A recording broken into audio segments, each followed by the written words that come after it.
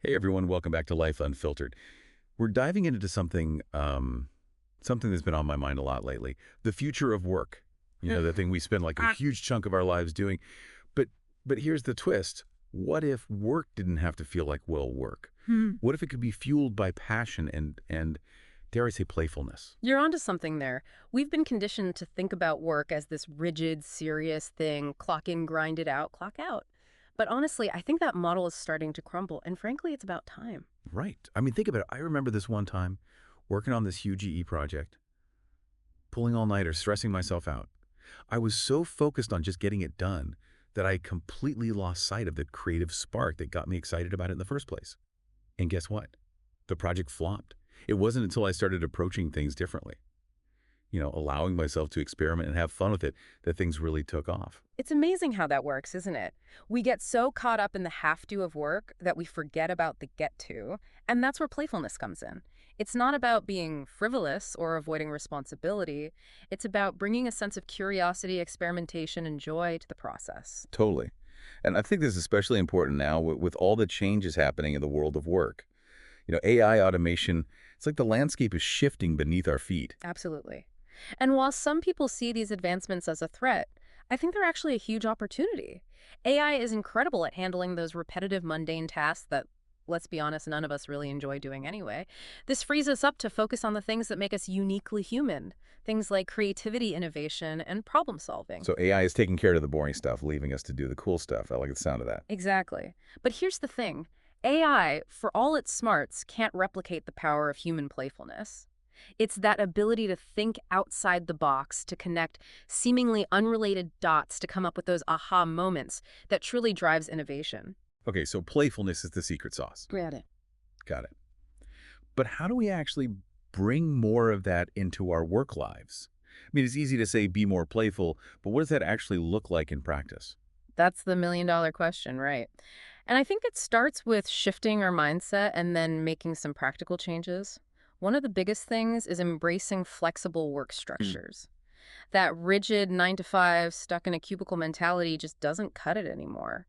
When we have the freedom to work, when, where, and how we feel most productive and inspired, the playfulness naturally starts to flow. Makes sense. It's like giving your creativity some breathing room, right? Exactly.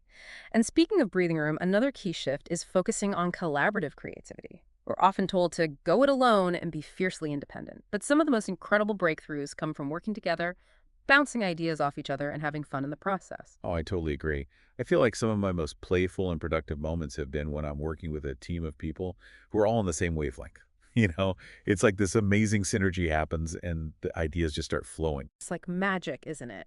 And it's not just about brainstorming either. It's about supporting each other, encouraging each other to take risks, and celebrating those happy accidents that often lead to the most innovative solutions. So we've got flexibility and collaboration. What else is in this recipe for a more playful work life? Well, alongside flexibility and collaboration, the third ingredient is constant upskilling. The world of work is changing so rapidly that if we're not constantly learning and growing, we risk getting left behind. But here's the beautiful thing. Upskilling doesn't have to be a chore. It can be an incredibly playful and engaging process. Think about exploring new digital tools, diving into creative skills you've always been curious about, or even learning about entrepreneurial thinking. That reminds me of a friend of mine who was stuck in a corporate finance job that was sucking the life out of him. He decided to start a YouTube channel as a side project just for fun, sharing his passion for cooking. Fast forward a few years and he's now a full-time content creator with a thriving business. Who would have thought that playing around in the kitchen could lead to such a fulfilling career? It's a perfect example of how playfulness can open doors we never even knew existed. And sometimes those unexpected paths turn out to be the most rewarding ones. It's so true. It's like we have this inner compass, and when we allow ourselves to play, it guides us towards what truly lights us up.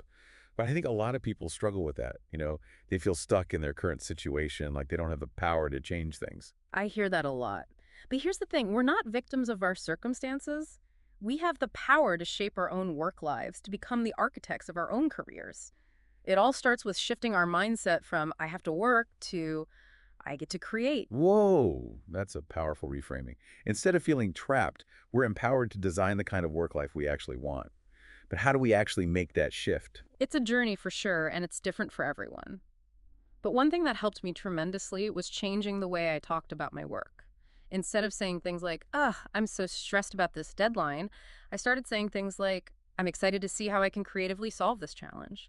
It seems like a small thing, but it really helped me to reframe my perspective and bring a more positive and playful energy to my work. It's like you're tricking your brain into seeing things differently, and I bet that shift in energy opens up all sorts of possibilities, right? Exactly. When we approach our work with a sense of playfulness and possibility, we become more open to new ideas, more resilient in the face of challenges, and more likely to find joy in the process. Okay, so we've talked about the importance of mindset, but are there any practical tools or techniques that can help us bring more play into our work lives? Absolutely. There's a whole world of awesome tools out there that can help us work smarter, not harder, and have more fun along the way. One of my favorites is Notion. It's incredibly versatile and allows you to organize projects in a way that encourages experimentation and flexibility. You can create different boards, lists, and calendars and easily move things around as your ideas evolve. I love Notion. It's like a digital playground for your brain. I use it for everything from planning my podcast episodes to brainstorming new creative projects. What about tools for sparking new ideas? Sometimes I feel like I'm stuck in a creative rut and I could really use a little boost. I hear you. For those moments when you need a creative spark, AI-powered platforms like ChatGPT can be incredibly helpful. You can ask it to generate different ideas based on a specific theme, help you overcome writer's block, or even write different kinds of creative text formats like poems, code scripts, musical pieces, email letters, etc. It's like having a brainstorming buddy on demand. Whoa, but it's amazing. It's like AI is becoming our creative collaborator. It really is. And for those who are more visually inclined, there are amazing creative platforms like Canva and Figma. They make design and visual content creation accessible to everyone, even if you don't have any prior experience. I've been playing around with Canva lately, and it's so much fun. I'm creating all sorts of cool graphics for my social media, and it feels so much more playful and engaging than just using stock images. That's fantastic. And that's the whole point, right? To find tools that help us express our creativity, connect with our audience in a more meaningful way, and ultimately have more fun in the process. This is all so inspiring. It's like we're on the cusp of a major shift in how we think about and approach work. Yeah. A shift that puts human creativity and well-being at the forefront. We are, and I'm incredibly excited to see how this new paradigm unfolds. It's a chance to rewrite the rules of work, to create a world where our careers are a source of joy, fulfillment, and endless possibilities. I love that. But let's be real, change can be scary. I think a lot of people are feeling overwhelmed by all the shifts happening in the world, and they're not sure how to navigate it all. What advice would you give to someone who's feeling lost or uncertain about their place in this new world of work? Yeah, that burnout phase was a real wake-up call for me. I was so focused on achieving external validation, on hitting those deadlines and getting those promotions that I completely lost sight of why I got into this field in the first place. I was working on this complex algorithm and it felt like I was hitting my head against a wall. I was stressed, exhausted, and my creativity had completely dried up. I can only imagine. It's like you were running on fumes, but you didn't know how to stop. Exactly. It took a pretty intense bout of insomnia for me to realize something had to change. I stepped away from the project for a bit, took a long walk in nature, and just allowed myself to breathe. And that's when it hit me. I had forgotten how to play. I used to love tinkering with code, experimenting with different approaches, getting lost in the challenge. But somewhere along the way, I had turned it into this high-pressure, all-or-nothing game. It's so easy to fall into that trap, especially in a field that's constantly evolving and demanding so much of us. It is. But that walk in nature reminded me that play isn't just for kids. It's essential for our well-being and our creativity, no matter what age we are or what we do for a living. So I decided to approach my work with a renewed sense of curiosity and playfulness.